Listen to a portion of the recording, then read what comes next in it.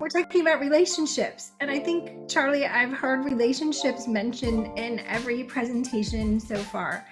So my goal is to help that kind of abstract concept feel more concrete, talk about what it looks like in the classroom when we build strong relationships, and give you some strategies for doing that. So let's rock. This is me. I'm Julie Schmidt Hasson. I'm a professor here at App State. I'm a teacher recharge specialist because my research focuses on educator engagement, resilience, and retention. I often am in districts giving a talk called Keep Your Teachers because we want to keep the great educators in our schools and districts. I'm a certified SMART trainer, that's stress management and resilience training, and the author of Pause, Ponder, Persist in the Classroom. Charlie, thank you. I heard that shout out earlier, and I think we're going to give some copies away later. So hang on and we'll tell you how you can get one of those. Let's talk about the research for just a minute, and then I promise I'm a research nerd, but I will not bog you down in research. We know from decades of research, Robert, Pienta, too many to name, that strong student-teacher relationships are a lever for better academic, social, and emotional student outcomes. So strong relationships are good for kids. Strong relationships are also good for teachers. This is a growing body of research. Strong student-teacher relationships are a significant resource for greater teacher satisfaction and resilience. And I say this all the time, what's good for kids is good for us. What's good for us is good for kids. And that is never more true than with strong relationships. And when we think about relationships, I ask this question: how can we reduce the conflict we have with our students in the classroom and increase the comfort with our students? And again, good for kids, good for us. We're going to talk about 3 keys tonight: connection, curiosity, and compassion. But I wanted to start with a story. I'm a qualitative researcher, I'm a story collector, and this particular story illustrates these points better than any other one that I've collected so far. This came from an observation. I was in a school observing a high school English teacher. I got to her classroom before the students came in and I watched them walk in. And this one young man came in with the hoodie over his head. He was swinging the backpack, kind of stomping, muttering all the cusses under his breath. I know you have seen that or experienced that in your classroom. Walked past Amanda, the teacher, sat down at his desk, slammed the backpack down, crossed his arms, and he was still kind of mumbling. And I watched this great teacher, Amanda, walk up to her desk, grab a Post-it note, scribble something down, walk by this student, quickly slide the note to him, and just keep walking. And I watched this student read the note, and I saw his shoulders relax. And a couple minutes later, the hood came down. He opened the backpack. A few minutes later, he had the literature book out and he was reading. And I watched him all class period long, and he was pretty engaged.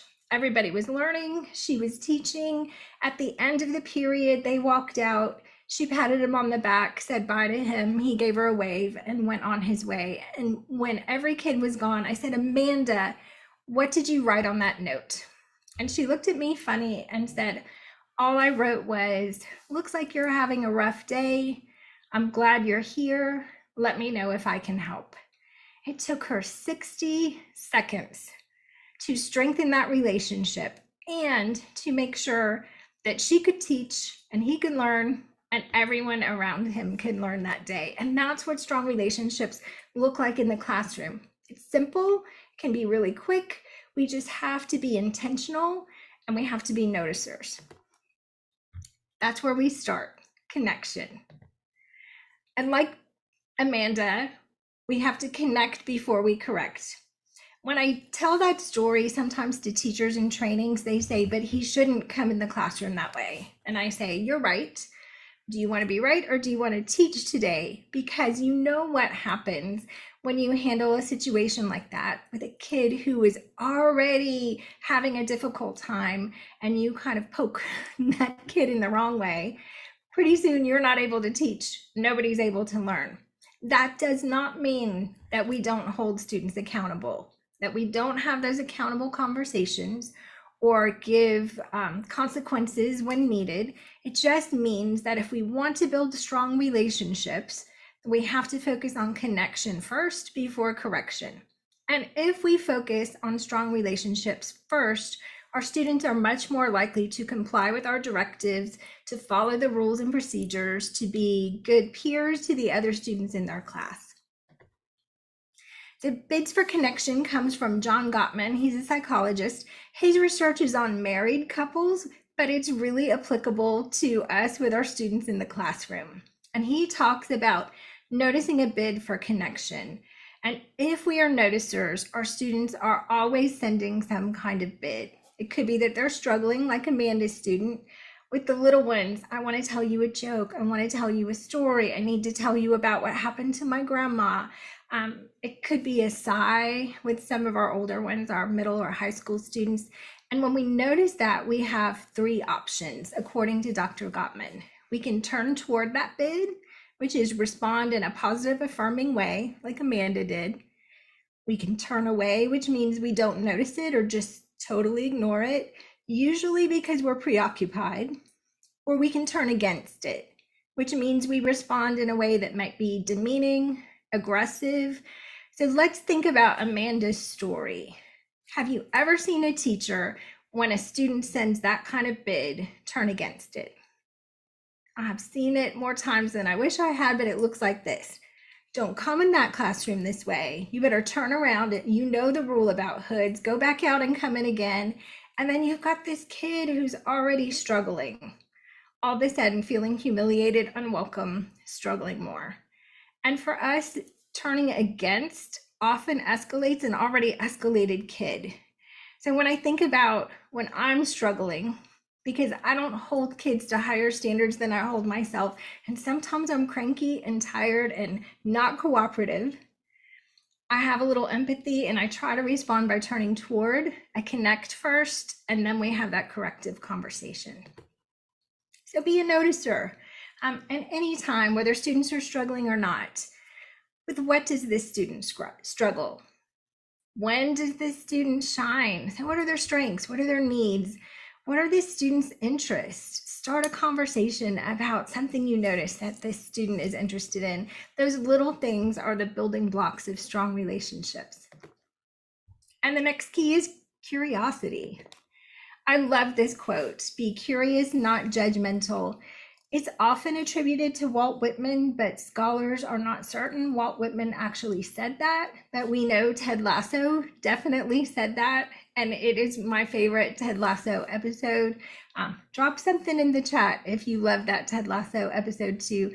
Be curious, not judgmental. No one likes to be on the receiving end of judgment, especially kids. So when we get curious, we're just finding facts. When something happens, what do I know is true? Try to push aside all the assumptions, interpretations, question the narrative. What story am I telling myself? How do I know that story is true? And then sometimes we just have to ask, because our assumptions are most likely wrong.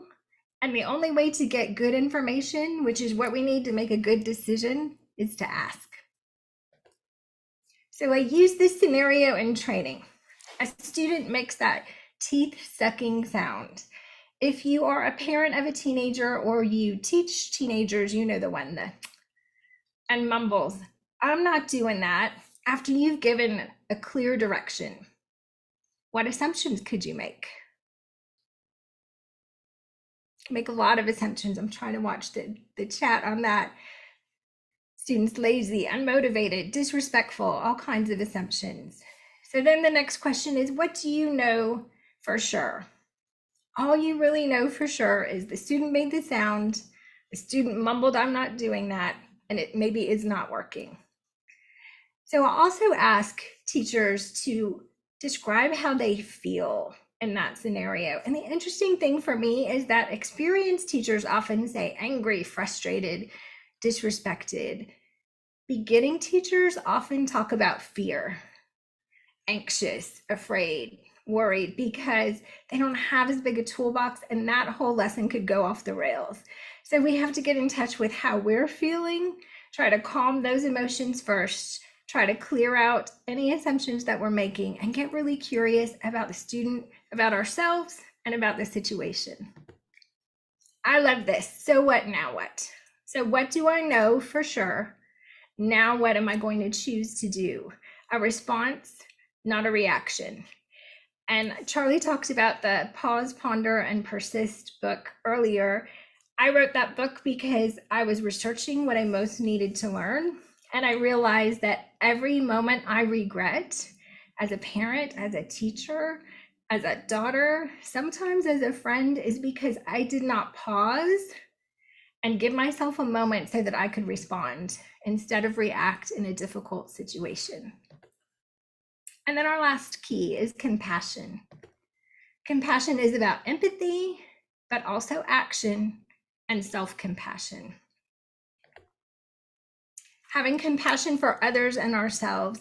Empathy can feel really exhausting when we take on all of the pain and suffering around us, the things we see on the news, the things we hear from our students and their families. We can get worn out just by feeling those feelings and taking all of that in. Here at App State, the storm hit on Friday. We had historical flooding, buildings washed away.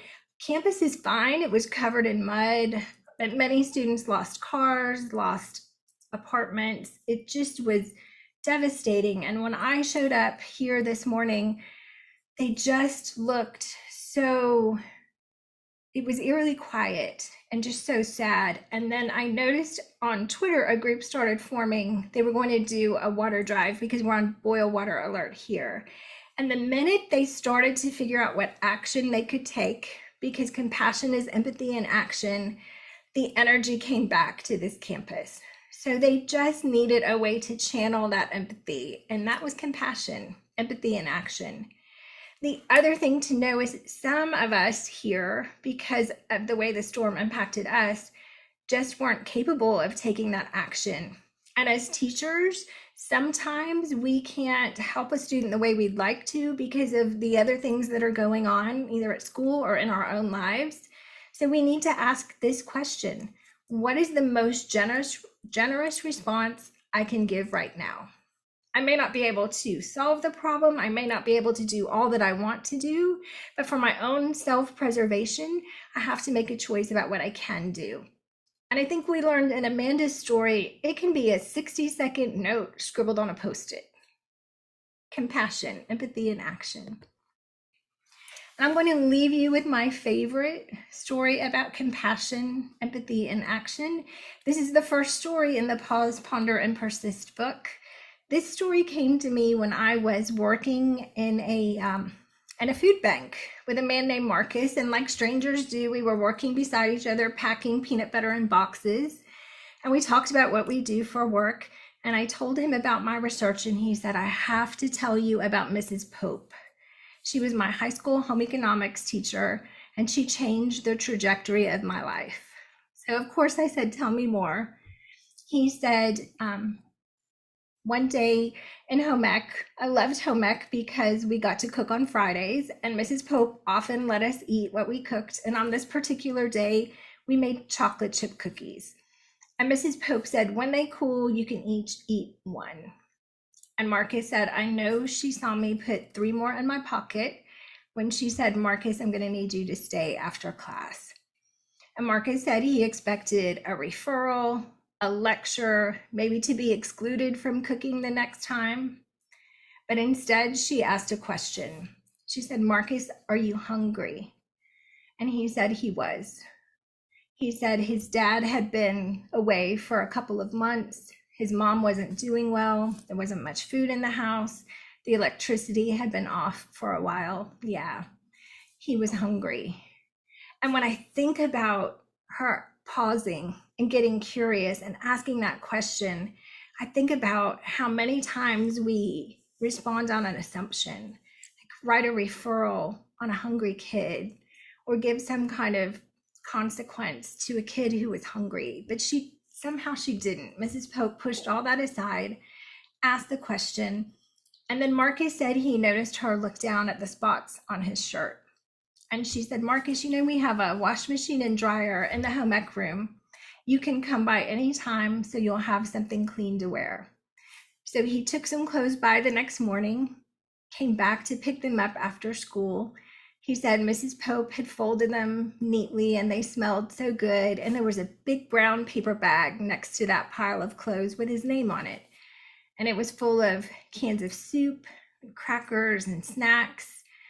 And he said, my clothes were washed in that home ec room more times than I can count. And Mrs. Pope and the ladies in her church group were the only reason I ate most nights. And then he said something that I think is really important for us as educators.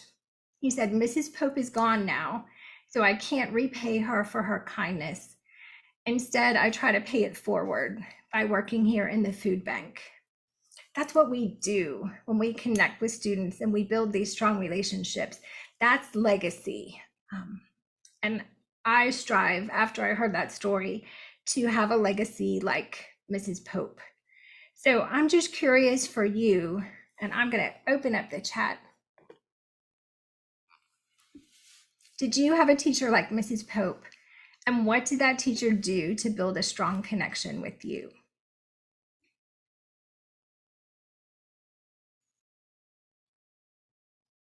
How about you, Charlie? Did you have a Mrs. Pope?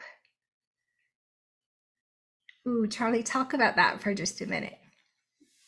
Okay, so Mrs. Cross was my math teacher, and if anybody knows me, I can write a little bit and I can do some other things, maybe a little home ec.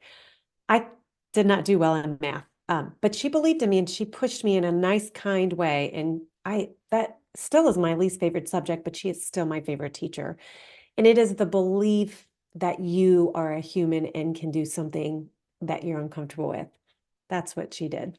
Mhm. Oh, I love that, Charlie. How did that impact you ongoing, like years after you left the classroom? I always remembered it. And anybody who knows me didn't ever think I would make it as a teacher because I wasn't a great student.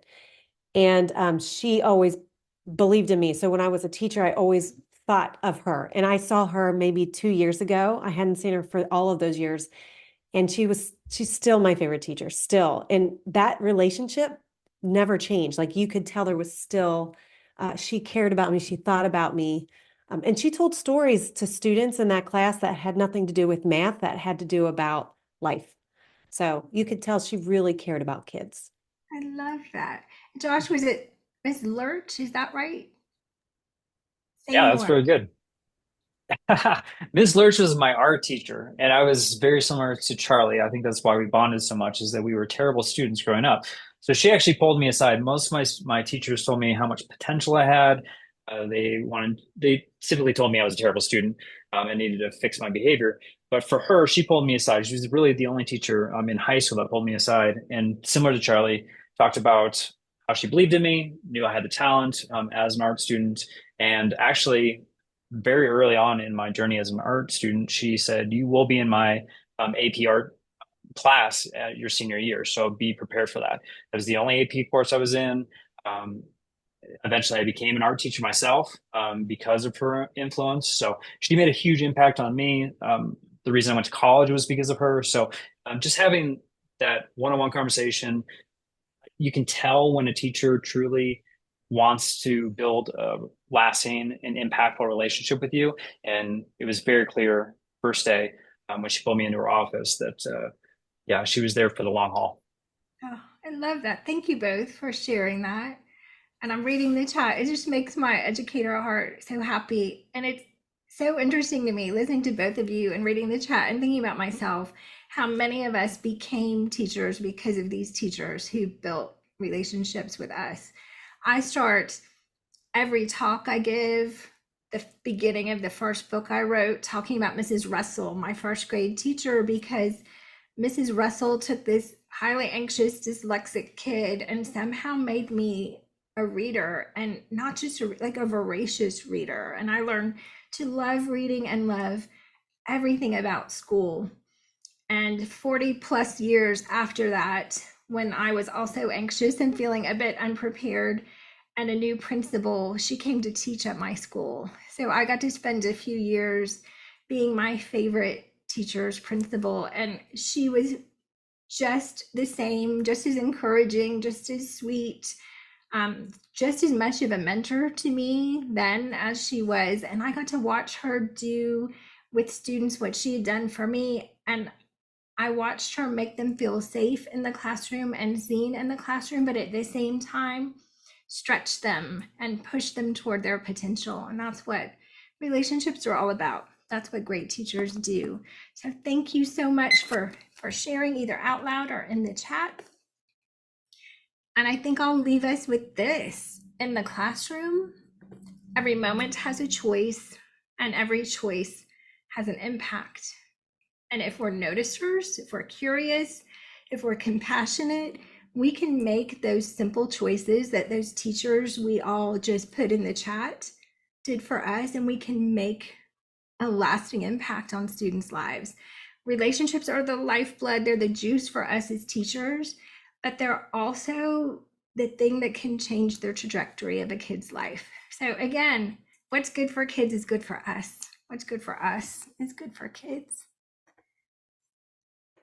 Oh gosh, I wish I could spend all night with this group, but I'm going to stay on and watch the speakers who are coming after me. If you want to stay connected with me, teacherrecharge.com has all my resources. It also has a video of me telling that cookie story in a keynote. So if you have colleagues or friends who need to hear that cookie story and know how much they matter, jump over there and grab that.